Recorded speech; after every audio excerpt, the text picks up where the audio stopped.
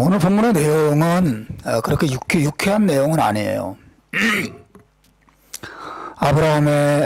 아브라함이 자신의 아내를 잃고 또 그 아내를 위한 묘지를 준비하는 그런 내용으로 되어 있죠. 사라의 나이가 이때 127세였다 기록되어 있습니다. 그 아브라함과 사라의 나이가 10살 차이니까 아브라함의 나이는 당연히 137세겠죠. 그리고 아브라함이 100세 때 낳은 아들 이삭이 벌써 37살이 된 거죠. 상당한 세월이 흘렀습니다. 아브라함이 몇 살 때 결혼을 했는지 우리가 알 수는 없지만 적어도 75세 때 고향을 떠났기 때문에 지금 아브라함의 나이가 137세니까 고향을 떠난 지 62년 동안 함께 동고동락한 아내와 작별을 한 것이죠.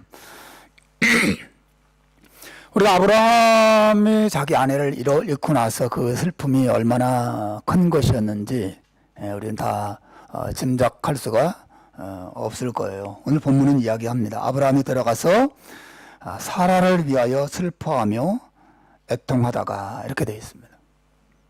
아내가 떠났을 때 슬픔과 단순한 슬픔이 아니라 애통함이 아브라함의 마음을 사로잡았던 것이 분명합니다.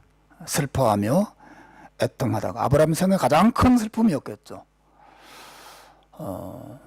저도 제 아내가 없는 걸 생각하면 상상이 잘 안 되는데 사랑하는 부부 사이에 사별을 통한 나누어짐, 정말 이루 말로 수 없는 고통을 안겨주는 것이죠. 하지만 여러분 본문 23장의 내용은 아브라함이 아내를 잃고 슬퍼하는 내용은 단 2줄밖에 안 나와요. 전체 20절 가운데 딱 2줄만 아브라함이 아내를 잃고 슬퍼했다 그 내용이 나오고 나머지 18절, 나머지 10분의 9에 해당되는 내용들은 아브라함이 사라를 위해서 묘지를 구입하는 내용으로 가득 차 있어요. 아브라함이 사라를 잃고 슬퍼하고 괴로워하고 안타까워하고 방황하고 뭐 그런 내용으로 이어지고 있지 않고 10분의 1은 아브라함이 사라를 잃고 슬퍼했다는 내용이 잠깐 나오다가 나머지 10분의 9는 묘지를 어떻게 준비했는가의 내용으로 23장이 가득 차 있는 것을 보죠. 따라서 여러분 창세기 저자가 우리에게 말하고자 하는 것은 아브라함이 아내 사라를 잃었다라고 하는 것이 아니에요. 창세기 저자가 오늘 본문에서 정말 우리에게 말하고자 하는 것은 아브라함이 어떻게 그 묘지를 준비했는가에 대한 말을 하고 싶어 하는 것입니다. 그리고 이 묘지가 대단히 중요하다는 사실을 창세기 이 저자가 우리에게 말하고자 하는 것이죠. 자, 우리가 던질 질문은 이것이에요. 아브라함은 왜 갑자기 묘지를 구입하려 했을까? 그것도 은 400세겔이나 되는 큰 돈을 주고 묘지를 왜 구입했을까 하는 것이죠. 예레미야서를 보면 예레미야가 밭을 사는데 은 17세겔 정도 들어요. 그죠? 은 17세겔 정도 들었다고 하니까 아브라함이 400세겔을 들여서 이 밭을 샀다고 하는 것은 굉장히 큰 돈을 사실은 드린 것이라고 대강 짐작할 수가 있습니다. 오늘날 돈으로 환산하기는 상당히 쉽지 않습니다. 어떤 사람이 계산한 거 보니까 요즘 그 단위로 환산하면 은이 은 400세겔이면 약 300만 원 정도 된다고 해요. 요즘이야 뭐 은을 이렇게 굴착해 내고 또 재련하고 하는데 돈이 많이 들지는 않겠지만 고대에는 훨씬 더 어려웠을 것이기 때문에 은은 금과 더불어서 대단히 귀중한 화폐로 사용되었을 것이 분명한 은 400세겔은 따라서 상당히 많은 300만 원이 아니라 3천만 원 혹은 3억이 넘을지도 모르겠어요. 상당히 많은 값을 주고 무덤을 아브라함이 구입을 한 것이죠. 게다가 참 놀라운 것은 사실은 이 무덤은 아브라함이 꼭 구입할 필요가 없는 무덤이었어요. 왜냐하면 아브라함은 지금 헷 족속의 땅에 들어와서 살고 있었거든요. 남의 땅에 지금 들어와서 살고 있는 중입니다. 근데 헷 족속 사람들이 그 땅에 사는 아브라함을 대단히 존경했어요. 그런 성경에 보면 아브라함이 자기 아내 사라를 장사하겠다고 했을 때 그 땅에 있는 묘지 어떤 것이든 자유롭게 또 무상으로 사용해도 괜찮다고 허락을 했단 말이죠. 여러분 본문 한번 보시겠습니까? 5절과 6절 말씀 보십시오. 5절 6절. 저 뒤에서 보이세요? 오케이, 눈이 좋으시구나. 한번 읽어보겠습니다. 5절 6절 시작. 헷 족속이 아브라함에게 대답하여 이르되 내 주여 들으소서. 당신은 우리 가운데 있는 하나님의 세우신 지도자이시니 우리 묘실 중에서 좋은 것을 택하여 당신의 죽은 자를 장사하소서. 우리 중에서 자기 묘실에 당신의 죽은 자 장사함을 금할 자가 없으리이다. 이 사람들이 아브라함이 얼마나 신실한 하나님의 사람인지, 하나님을 잘 믿고 하나님께 복을 받은 사람인지 잘 알았기 때문에 이 헷 족속 사람들이 아브라함이 사라를 장사하는데 자유롭게 그 땅에 있는 어떤 묘실이든지 사용해도 좋다고 허용을 했습니다. 꼭 구입할 필요가 전혀 없는. 하지만 아브라함은 굳이 에브론이라고 하는 사람의 반머리에 있는 막벨라 굴을 돈을 주고 구입하게 해달라고 부탁을 해요. 여러분 7절로 9절을 보십시오. 7절, 8절, 9절 읽어보겠습니다. 시작. 아브라함이 일어나 그 땅 주인 헷 족속을 향하여 몸을 굽히고 그들에게 말하여 이르되 나로 나의 죽은 자를 내 앞에서 내어다가 장사하게 하는 일이 당신들의 뜻일진데 내 말을 듣고 나를 위하여 소알의 아들 에브론에게 구하여 그가 그의 반머리에 있는 그의 막벨라 굴을 내게 주도록 하되 충분한 대가를 받고 그 굴을 내게 주어 당신들 중에서 매장할 소유주가 되게 하기를 원하노라. 공짜로 쓰십시오. 자유롭게 뭐든지 택하여 쓰십시오 라고 말하죠. 아닙니다. 저는 특별히 저 에브론이라는 사람 밭에 있는 저 막벨라 굴을 그것도 돈을 충분히 주고 내가 구입하려고 합니다. 그렇게 말하고 있는 거죠. 그러자 그 말을 듣고 있는 사람들 가운데 에브론이 마침 거기 있었어요. 에브론이 일어나서 말을 합니다. 여러분 10절부터 11절 한번 읽어보십시오. 시작. 에브론은 헷 족속 중에 앉아있더니 그가 헷 족속 곧 성문에 들어온 모든 자가 듣는 데서 아브라함에게 대답하여 이르되 내 주여 그리 마시고 내 말을 들으소서. 내가 그 밭을 당신에게 드리고 그 속의 굴도 내가 당신에게 드리니 내가 내 동족 앞에서 당신에게 드리오니 당신의 죽은 자를 장사하시오. 에브론이 벌떡 일어나더니 무슨 말입니까? 돈을 주고 사다니요. 차라리 내 밭을 당신에게 그냥 드리겠습니다. 이 굴에 당신의 죽은 자 사라를 죽은 아내를 장사하기 원하세요? 제가 값없이 드리겠습니다. 아 그래요? 감사합니다. 이 호의를 어떻게 갚아야 할지 모르겠군요. 감사합니다. 아브라함이 이렇게 반응하지 않습니다. 아브라함이 그 다음 뭐라고 말합니까? 12절 13절을 보십시오. 시작.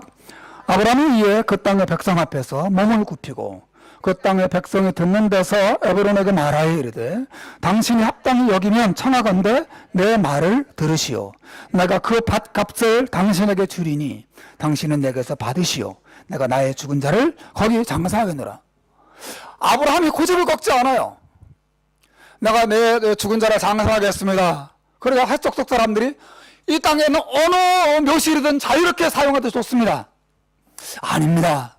제가 돈을 주고 살 텐데 특히 저 에브론 밭에 있는 그 굴에 내 아내를 장사하고 싶습니다. 내가 돈을 주고 사겠습니다. 또 에브론이 일어나서 무슨 말씀이십니까? 이 밭을 당신에게 그냥 다 주겠습니다. 당신은 우리 이 나라에 거주하는 정말 신실하고 존경받는 어르신이기 때문에 이 밭을 돈 주고 내가 당신에게 판다는 건 말이 안 됩니다. 제가 다 공짜로 드리겠습니다. 아브라함이 벌떡 일어나더니 아닙니다. 돈을 꼭 드려야 되겠습니다. 계속해서 이 아브라함이 고집을 꺾지 않고 돈을 주고 그 밭을 구입하려고 해요. 여러분 조금 지루하지만 제가 그런 게 아니라 창세기 저자가 아브라함이 그냥 에브론 밭에 있는 막벨라 굴을 구입했다 그렇게 한 줄로 설명하지 않고 그 과정을 상세하게 기록하고 있는 데는 이유가 있는 것이에요. 그 이유가 대단히 중요하기 때문에 제가 여러분에게 설명하려고 하는 것입니다. 여러분 에브론이 그냥 공짜로 주겠다고 하자 아브라함 뭐라고 말합니까? 또 돈 주고 사겠다고 하자 에브론이 또다시 반응하죠. 14절과 15절 읽으십시오. 시작. 에브론이 아브라함에게 대답하여 이르되 내 주여 들으소서 땅값은 은 400세겔이나 그것이 나와 당신 사이에 무슨 문제가 되리이까? 당신의 죽은 자를 장사하소서. 16절. 아브라함이 에브론의 말을 따라 에브론이 헷 족속이 듣는 데서 말한 대로 상인이 통용하는 은 400세겔을 따라 에브론에게 줬다. 그래서 그 밭이 아브라함의 소유가 됐다. 창세기 저자가 아브라함이 그 밭을 구입하되 돈을 다 주고 그리고 많은 증인들 앞에서 확실하게 그 밭을 아브라함의 소유로 확정지었다는 사실을 반복적으로 이야기합니다. 보시겠어요? 여러분 17절, 18절 보십시오. 17, 18 시작. 마므라 막벨라에 있는 에브론의 밭, 곧 그 밭과 거기에 속한 굴과 그 밭과 그 주위에 둘린 모든 나무가 성문에 들어온 모든 헷 족속이 보는 데서 아브라함의 소유로 확정됐다는 말을 딱 이 창세기 저자가 말하고 있어요. 또 마지막 20절에 한 번 더 말합니다. 20절 시작. 이와 같이 그 밭과 거기에 속한 굴이 헷 족속으로부터 아브라함이 매장할 소유주로 확정되었다. 확정되었더라. 많은 증인이 있었다가 돈을 다 주고 확실하게 아브라함의 무덤으로 결정되었더라. 이 사실을 장황하게 그 모든 과정을 창세기 저자가 다 기록하면서 뭔가 중요한 것을 말하고 싶어 하는 것처럼 언급하고 있다고 하는 것이죠. 여러분 왜 아브라함이 갑자기 묘지를 구입했을까? 돈을 주고 다 구입했을까? 그럴 필요가 없었는데도. 때때로 천국을 믿지 않는 사람들은 무덤이라도 화려하게 꾸며서 스스로 위안을 삼고 사람들에게 자기를 과시하고 싶어 하곤 하죠. 돈 많은 사람들이 그죠? 목 좋은 곳에, 양지 바른 곳에 땅을 사서 자기 가문의 위세를 과시하면서 좋은 무덤을 만드는 경우도 있습니다. 그 사람들은 하나님의 나라에 대한 꿈과 또 믿음이 없기 때문에 당연히 그렇게 하는 것이죠. 근데 여러분 성경이 아브라함의 신앙을 이 땅에 소망을 두었기 때문에 그가 이렇게 묘지를 구입한 것이 아니라고 말해요. 여러분 히브리서 11장 16절에 보시면 이런 말을 합니다. 그들이 이제는 더 나은 본향을 사모하니 곧 하늘에 있는 것이라. 아브라함의 믿음을 언급하고 있는 거거든요. 그들이 이제는 더 나은 본향을 사모하니 곧 하늘에 있는 것이다. 여러분 아브라함이 사라의 이 무덤을 비싼 돈 주고 구입한 것은 이 땅에 소망을 준 사람이었기 때문이 아니었어요. 아브라함은 자기의 아내 사라가 하나님의 나라에 들어간 것, 죽어서 그 영혼이 하나님께로 간 것을 잘 알고 있습니다. 그의 믿음은 이 땅에 있지 않았어요. 하나님의 나라에 있었습니다. 여러분에게도 정말 이런 믿음이 있기를 주님의 이름으로 축원합니다. 우리가 죽으면 하나님의 나라에 가요. 또 신자들은 죽으면 안타깝게도 지옥에 떨어져 하나님의 심판을 받죠. 성경이 말하는 바예요. 아브라함은 그 사실을 알고 있었고 믿었습니다. 근데 왜 무덤에 이렇게 집착하는 걸까요? 아마도 부분적으로는 한평생 자신 때문에 고생한 사라에게 미안한 마음이 있었기 때문이 아닐까 이런 생각을 합니다. 사실 이 아브라함과 사라 두 사람은 고향을 떠나서 60년 이상 떠돌이 생활을 했죠. 그 과정 속에서 땅 한 평 소유하지 못한 채 살아왔고, 그리고 60년 이상 땅 한 평 얻지 못하고 자기 집이라고 말할 것도 없는 이것저것 떠돌아다니면서 텐트 생활을 했던 것에 대한 아내에 대한 그 미안함, 뭐 그런 마음이 아브라함에게 있었을 거예요. 그래서 이 시신이라도 자신의 소유된 땅에 묻어주고 싶은 그런 마음이 아브라함에게 있지 않았을까, 그런 생각을 해봅니다. 근데 아브라함의 묘지 구입에는 더 큰 의미가 숨어 있고, 이것도 제가 오늘 여러분에게 설교하려고 하는 핵심입니다. 사실 아브라함이 이렇게 묘지를 구태여 많은 돈을 주고 구입한 목적은 자신을 위해서라기보다는, 혹은 죽은 사라를 위해서라기보다는 장차 태어날 그의 후손들을 위한 것이었어요. 아브라함은 지금 아내 사라를 보내고 자신도 곧 세상을 떠날 날이 다가오고 있다는 사실을 느껴요. 그리고 자기가 세상을 떠난 후에 그의 아들 이삭도 세상을 떠나게 되겠죠. 근데 아브라함 마음속에 염려가 있었어요. 자기도 세상을 떠나고 자기 아들도 세상을 떠난 다음에 그의 후손들이 이 가나안 땅에 대한 하나님의 약속을 잊지 않고 기억하면서 살아갈 수 있을 것인가?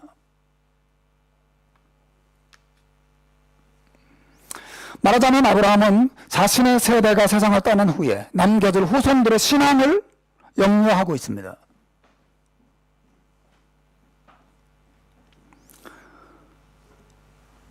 그 염려의 핵심은 이것이에요. 그의 후손들이 그 땅이 하나님께서 그들에게 주시겠다고 약속하신 땅이라는 사실을 잊어버릴까에 대한 염려예요. 여러분, 가나안 땅은 하나님께서 그 아브라함의 자손들에게 주시겠다고 약속하신 땅이거든요. 아브라함과 그의 그 세대 사람들이 세상을 떠나고 나면 그의 후손들이 이 땅이 하나님이 우리에게 약속하신 땅이라는 사실을 잊어버리고 살 위험이 있었던 거죠. 만약에 그럴 경우 아브라함이 자기 아내와 더불어 한평생 이 땅을 하나님이 줄 것이라는 믿음으로 살아왔던 모든 것들이 헛것으로 돌아가게 될 겁니다. 더군다나 아브라함의 후손들은 하나님의 그 약속을 잊어버린 채 이것저것을 끝없이 방황하면서 방랑 생활을 계속하게 될 것이에요. 무엇보다도 그 아브라함의 후손들이 그 땅이 하나님이 우리에게 약속하신 땅이라는 사실을 잊어버린다면 그 땅에 정착해서 그 땅에 하나님의 나라를 세우는 것에 대해서, 하나님만 섬기는 그 나라를 세우는 일에 대해서 잊어버리고 그 사명을 제대로 감당할 수 없게 될 것입니다. 이것이 아브라함의 염려였어요. 아브라함은 왜 이런 염려를 할까요? 왜냐하면 하나님께서는 이미 창세기 15장에서 아브라함의 후손이 가나안 땅을 차지하게 될 날이 오랜 세월이 흘러야 된다는 사실을 알려주셨기 때문에 그래요. 여러분, 창세기 15장을 보십시오. 하나님께서 일찍이 아브라함에게 가르쳐 주셨어요. 한번 읽어봅시다. 시작. 여호와께서 아브라함에게 이르시되 너는 반드시 알라. 내 자손이 이방에서 객이 되어 그들을 섬기겠고 그들은 400년 동안 내 자손을 괴롭히리니 그들이 섬기는 나라를 내가 징벌할지며 그 후에 내 자손의 큰 재물을 이끌고 나오리라. 너는 장수하다가 평안의 조상들에게로 돌아가 장사될 것이요 내 자손은 4대 만에 이 땅으로 돌아오리니 이는 아모리 족속의 죄악이 아직 가득 차지 아니함이니라 하시더니, 이 성경의 내용을 쭉 알아야 여러분 이해할 수 있는데, 말하자면 이런 거죠. 하나님께서 이 가나안 땅을 이스라엘 백성들에게, 아브라함의 후손들에게 약속하셨지만 아직 그 땅에 사는 사람들이 하나님의 심판을 받아서 그 땅에서 쫓겨나기에는 아직 죄가 충분하지 않았어요. 하나님께서 그 백성들, 그 가나안 땅에 살고 있는 다른 민족들을 약 400년 이상 심판을 유예해 주시는 거죠. 어쨌든 아브라함의 후손들은 먼 훗날 이집트에 내려가서 400년 동안 종살이를 하게 될 겁니다. 그 예언을 지금 하나님 말씀하시는 거예요. 400년 동안 이집트에 내려가서 종살이를 하고 그 400년이 끝난 다음에 내가 너의 후손들을 그 이집트에서 해방시켜서 다시 이 가나안 땅으로 돌아오게 해주겠다라고 약속하신 거죠. 그래서 그들이 가나안 땅에 돌아와서 가나안 땅을 차지하고 그 땅에 하나님의 나라를 세울 것이라고 하나님 말씀하셨습니다. 이거 하나님의 계획이었어요. 그러므로 여러분, 아브라함의 자손들이 가나안 땅을 차지하게 될 때까지는 상당히 오랜 세월을 기다려야만 했던 거죠. 그동안 뭐가 필요하겠어요? 그 백성들이 막 그들의 마음속에 이 땅은 하나님이 우리에게 주신 약속의 땅이라는 사실에 대한 믿음이 필요했던 거죠. 여러분, 만약에 이 믿음이 없다면 그들이 이집트에서 종살이 한 후에 다시 가나안 땅으로 돌아올 수 있을까요? 있겠습니까? 당연히 없죠. 그들은 가나안 땅으로 돌아올 수 없을 것입니다. 근데 감사하게도 성경을 읽어보면 아브라함이 죽고 나중에 이스라엘 자손들이 이집트에 내려가서 종살이를 한 다음에도 모세가 그들을 이끌고 가나안 땅으로 돌아오죠. 그것은 그들 마음속에 아직 이 가나안 땅은 하나님이 우리에게 약속하신 땅이고 우리는 그 나라에, 그 땅에 돌아가서 하나님이 약속하신 나라를 세우게 될 것이라고 하는 믿음이 그들에게 살아있었다는 사실을 보여주는 거죠.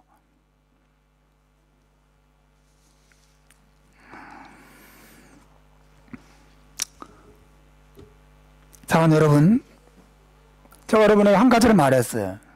아브라함이 무덤을 구입한 이유는 이것이에요. 그는 그의 후손들에게 그 땅이 하나님께서 그들에게 주겠다고 약속하신 땅이라는 사실을 자손 대대로 알려주고자 합니다. 물론 말로 전달하게 할 수도 있었겠죠.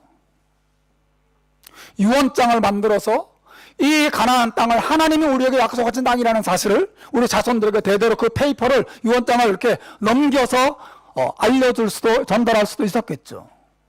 요즘 같으면 뭐 동영상을 촬영해가지고 뭐 유언을 남길 수도 있었겠죠. 근데 아브라함은 보다 확실한, 자기가 생각하기에 보다 확실한 방법을 찾습니다. 그건 바로 그 땅에 자기와 자기 조상들의 무덤을 남겨놓는 것입니다. 무덤을 남겨놓는 것입니다. 이 무덤에 자기 아내 사라도 묻혔습니다. 아브라함도 그 무덤에 묻혀요. 나중에 이삭이 죽어도 이삭도 그곳에 묻힙니다. 이삭의 부인 리브가도 그 무덤에 묻혀요. 그 야곱의 부인들도 그곳에 묻히고 나중에 야곱도 이 무덤에 묻혀요. 아브라함과 이삭과 야곱과 그의 부인들까지 다 이곳에 묻히게 됩니다. 이 믿음의 조상들이 이곳에 묻힌단 말이죠. 그래서 아브라함의 후손들은 이 무덤을 생각하면서 그 땅이 하나님께서 그들 조상에게 주겠다고 약속한 땅이라는 사실을 기억하게 돼요. 그래서 그들은 어디로 가든지, 어떤 일이 있든지, 어떤 시련과 혼란을 만나든지 그 땅을 하나님이 주신 땅이므로 그 땅으로 돌아가게 되고 자기들이 하나님의 택하신 하나님의 백성이라는 사실을 항상 기억하고 살 수 있게 되는 것이죠. 여러분, 이게 아브라함의 의도예요. 의도. 무덤을 이렇게 돈 주고 그것도 그 많은 사람들 앞에서 증인을 세워서 확실하게 이 땅, 이 무덤은 아브라함의 것입니다 라는 사실을 도장을 찍어놓은 이유가 거기 있단 말이죠.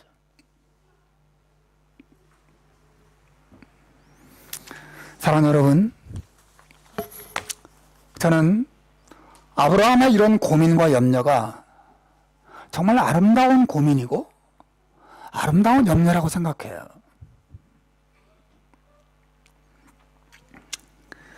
그는 자기 백성들이 하나님의 약속을 잃어버리고 방황할까 봐 염려하고 있습니다. 자기 백성들이, 자기 후손들이 하나님의 약속을 항상 생각하고 그 약속을 따라서 하나님의 백성으로서 살아가기를 바라는 거죠. 이게 아브라함의 염려고 아브라함의 고민이고 아브라함의 소원이에요. 여러분, 이것은 오늘날 우리들에게 꼭 필요한 고민이 아닌가요? 우리들이 가져야 될 염려 아니에요? 실제로 우리가 가지고 있는 염려 아닙니까? 오늘날 신자들의 가장 큰 문제는 자신이 누구인지, 자신을 향한 하나님의 약속이 무엇인지를 많이 잃어버리고 산다고 하는 것입니다. 여러분, 우리 누구예요? 우리 신자는 누굽니까? 여러분 신자 맞습니까? 여러분 신자 맞는다면 아멘 해보시길 바랍니다. 여러분 신자 맞습니까? 여러분 하나님의 백성 맞습니까? 네. 우리 그렇습니다.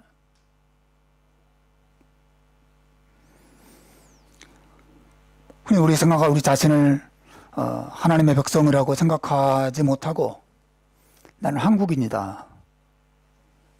혹은 호주에 사는 한국 사람, 비자가 있는 사람, 비자가 없는 사람,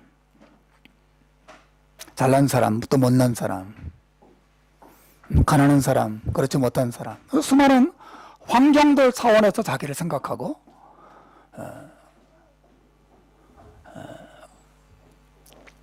자기 정체를 이해하는 그런 사람들이 있어요. 그러면 성경은 우리 신자를 그렇게 말하지 않습니다. 여러분 데살로니가전서 1장 4절에 보면 바울이 신자를 이렇게 불러요. 한번 읽어봅시다. 시작. 하나님의 사랑하심을 받은 형제들아 너희를 택하심을 아노라. 우리 신자들은 하나님의 사랑을 받고 하나님의 택함을 받은 백성들이에요. 하나님의 사랑하셔서 택한 백성이란 말이죠. 여러분 이 믿음을 가지고 살아갔습니까? 또 히브리서 3장 1절에 보면 히브리서 저자가 이렇게 말합니다. 이것도 읽어봅시다. 시작. 그러므로 함께 하늘에 부르심을 입은 거룩한 형제들아. 성경은 우리가 하나님의 부르심을 받은 자라. 하나님이 우리에게 나타나셔서 우리를 불러주셨다. 하늘의 부르심을 받은 자들이라고 우리 신자들을 소개하고 있어요. 무엇보다 예수님께서 요한복음 15장 19절에서 우리가 어떤 사람, 우리 신자들이 어떤 사람인지 이야기하고 있어요. 자, 읽어봅시다. 시작. 너희가 세상에 속하였으면 세상이 자기의 것을 사랑할 터이나 너희는 세상에 속한 자가 아니요 도리어 세상에서 나의 택함을 입은 자인 거로 세상이 너희를 미워하느니라. 여러분 우리는 세상에 살지만 세상에 속한 자가 아니고 하나님께 속하고 예수 그리스도께 속하고 하나님의 사랑을 받고 하나님의 택함을 받고 하나님의 부르심을 받은 하나님의 특별한 백성이라는 사실을 성경은 거듭거듭 이야기하고 마치 하나님께서 아브라함을 부르시고 아브라함을 택하시고 아브라함을 축복하시고 아브라함과 그의 후손들을 자기 백성으로 삼아주신 것처럼 우리들도 하나님이 그와 같이 특별한 은혜와 사랑의 대상으로 하나님을 우리를 택하시고 불러주셨다고 성경은 말하고 있어요. 근데 우리가 이 사실을 늘 기억하고 사느냐는 거죠. 아브라함은 자기 후손들이 이 하나님의 약속, 자기들이 받은 이 하나님의 놀라운 은혜와 사랑이 무엇인지를 항상 잃어버리지 않고 믿음으로 살기를 바랬어요. 비록 이집트에 내려가서 종살이를 400년 동안 하는 동안에도 이 사실을 잃어버리지 않고 다시 가나안 땅으로 돌아와서 하나님의 나라를 세우는 그 위대한 일들을 하기를 바랬단 말이죠. 근데 오늘날 우리 신자들은 어떻습니까? 내가 정말 하나님의 부르심을 받은, 하나님의 택함 받은, 하나님의 놀라운 사랑을 입은 백성이라는 사실을 매일, 매 순간, 어떤 상황 속에서든지 잊지 않고 기억하며 살고 있는가?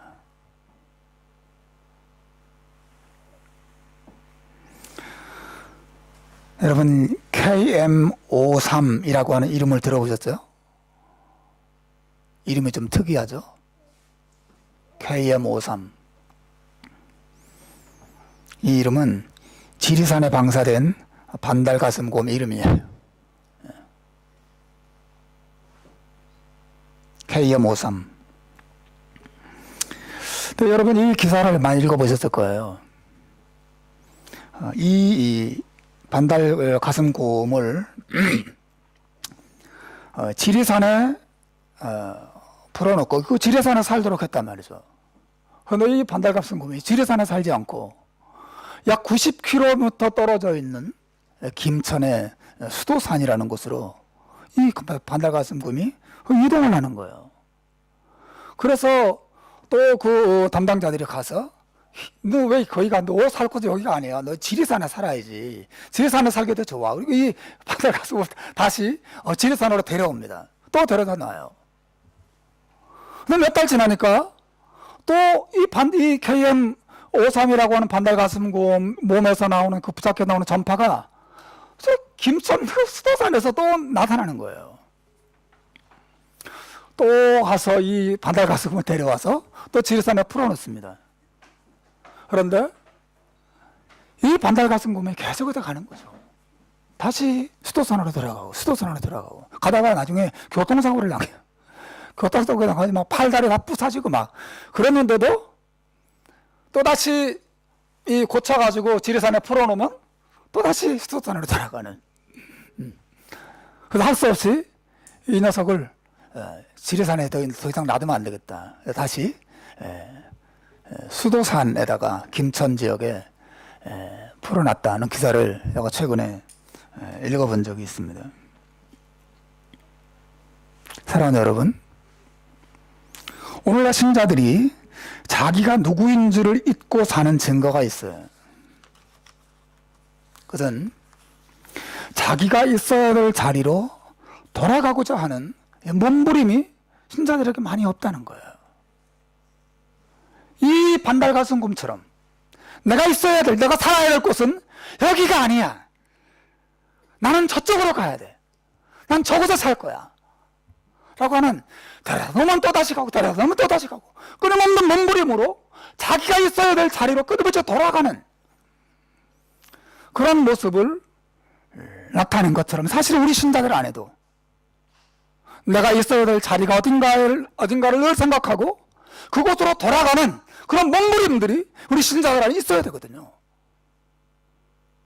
여러분, 우리 신자들이 언제나 돌아가야 하고 언제나 머물러야 하고 언제나 살아야 하는 그곳은 어디인가요? 어떤 곳이에요? 저는 그것이 바로 예수 그리스도 안이라고 하는 사실을 저는 믿습니다. 왜냐하면 요한복음 15장 4절로 7절에 보면 예수님께서 우리 신자들이 살아야 될 곳이 바로 예수님 안이라는 사실을 이야기해 주고 있어요. 여러분 한번 읽어볼까요? 먼저 위에 있는 4절을 제가 읽고 두 번째 것 여러분이 읽으십시오. 내 안에 거하라. 나도 너희 안에 거하리라. 가지가 포도나무에 붙어 있지 아니하면 절로 과실을 맺을 수 없음 같이 너희도 내 안에 있지 아니하면 그러하리라.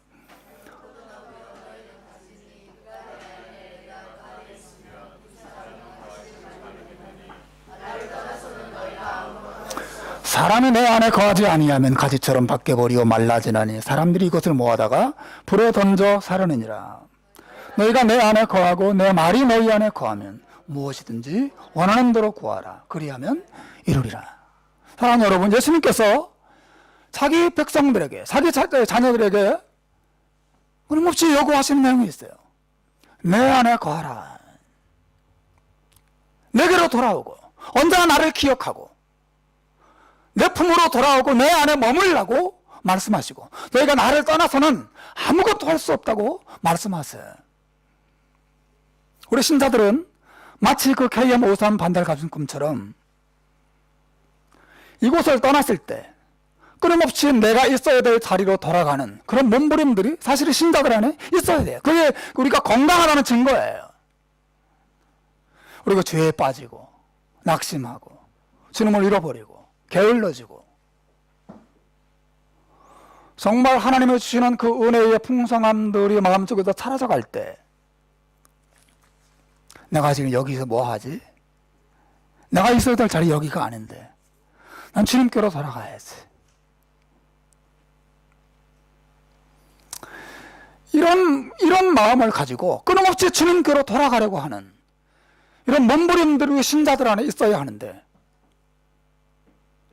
오늘 너무나 많은 신자들이 현실에 파묻혀서 기도하는 일, 말씀에 귀를 기울이는 일, 정말 하나님 말씀대로 살고자 하는 일, 말씀과 기도 안에 주님과 교제하는 일, 하나님의 백성이라고 하는 그 의식을 가지고 믿음으로 순종하는 일, 이런 것들을 너무 쉽게 내던져버리고 까맣게 잊어버리고 그냥 내 앞에 주어진 길을 따라 그냥 생각 없이 걸어가는 그런 모습을 보일 때가 얼마나 많은가 생각합니다. 아브라함이 염려했던 게 그거예요. 자기의 자손들이 항상 우리가 돌아갈 땅은 가나안 땅이다. 그 사실을 기억하기를 원했어요. 아브라함은 그의 후손들이 우리는 하나님의 백성으로서 가나안 땅에 돌아가서 그 땅에서 하나님의 나라를 세워야 할 사람이라는 사실을 항상 기억하고 살기를 바랬단 말이죠.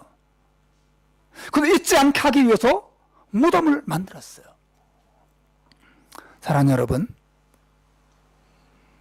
우리는 더 이상 아브라함의 무덤을 바라보지는 않아요. 아브라함의 무덤을 바라본다고 해서 우리가 아브라함의 혈통을 이어받은 사람이라고 생각할 수 있는 것도 아니고, 하지만 우리는 아브라함보다 더 탁월한 예수 그리스도의 무덤을 바라봐요. 예수 그리스도의 무덤을 바라보면 우리가 누구인지를 알 수 있어요. 예수님의 무덤은 빈 무덤이죠. 여러분, 그 무덤은 하나님의 아들께서 세상에 오셔서 우리를 위해 죽으셨다는 사실을 분명히 말해주고 있어요. 그리고 죽으신 그분이 다시 부활했다는 사실을 그 빈 무덤은 말해주고 있습니다.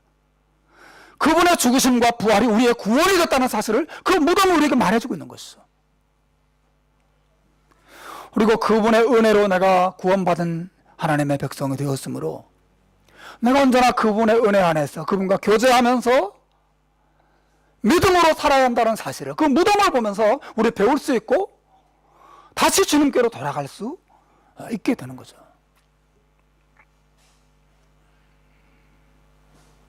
여러분, 아브라함이 무덤을 만들어서 그곳에 묻히고 그의 모든 자손들이 그 무덤을 늘 생각하면서 어디에 어떤 상황에 흩어져 있든지 하나님의 약속과 하나님의 은혜와 사랑을 기억하게 만들었던 것처럼 우리 주님께서도 그런 은혜로 날마다 우리를 자기에게로 부르고 계시다고 믿습니다. 여러분, 우리가 이걸 기억하면 더 이상 방황하지 않을 수 있어요. 이걸 기억해야 게으름을 끊을 수 있습니다. 내가 누구인지 알아야 해. 하나님의 아들께서 나를 위해서 무슨 일을 행하셨는지를 항상 기억하면, 이 사실을 정말 믿는 사람이라면 다시 일어섭니다. 방황하지 않아요. 헤매지 않습니다. 주님께로 돌아가야지. 주님은 나를 사랑하시고 내게 은혜를 베푸시고 그 영원한 사랑으로 나를 품어주셨는데 나 주님께로 돌아가야지. 이런 마음을 가지고 다시 하나님께로 나아갈 수 있게 됩니다. 정말 여러분 안에 예수 그리스도의 그 무덤을 바라보면서 내가 하나님의 자녀와 하나님의 백성이라고 하는 자기 정체성을 다시 한번 확인하고 주님께로 더 가까이 나아가는 그런 회복의 역사가 여러분의 삶에 나타나기를 주님의 이름으로 축원합니다. 기도하겠습니다.